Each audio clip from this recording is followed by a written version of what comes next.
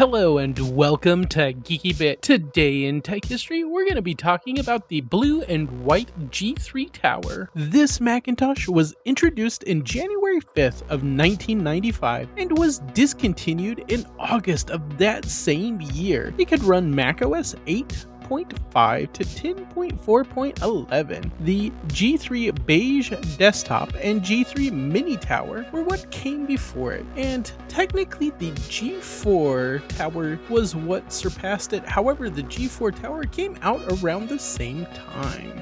This was the first CPU to use the G3/G4 copper core technology. This was Apple's first Pro line of system with USB as well, and it was the last system to feature the ADB port. Its official title was Power Mac 1,1. So here are the specs that some of the systems would come with. Anywhere from a 300 to 400 megahertz system. There were two versions of the logic board, and it came with as little as 64 megabytes of RAM, but could be upgraded all the way to 1 gigabyte of RAM. Some units came with a SCSI hard drive and controller card, while others used IDE drives. Each unit came with an ATI Rage 128 with 16 megabytes of video RAM. Lastly, every unit came with a 32X CD-ROM drive that could be upgraded to a DVD-ROM drive. There were also some optional add-ons, including an internal zip drive.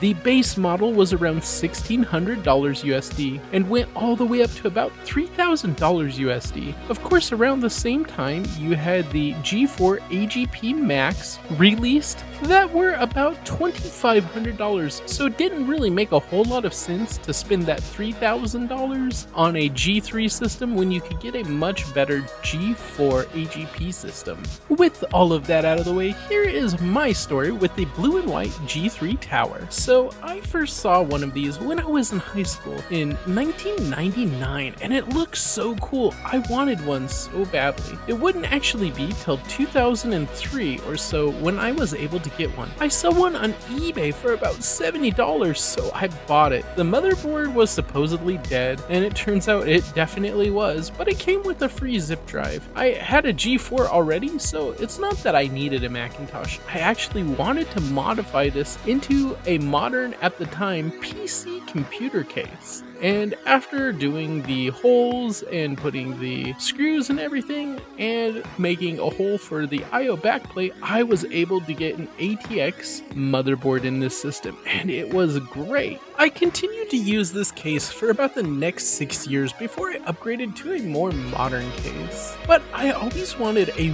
real working blue and white G3.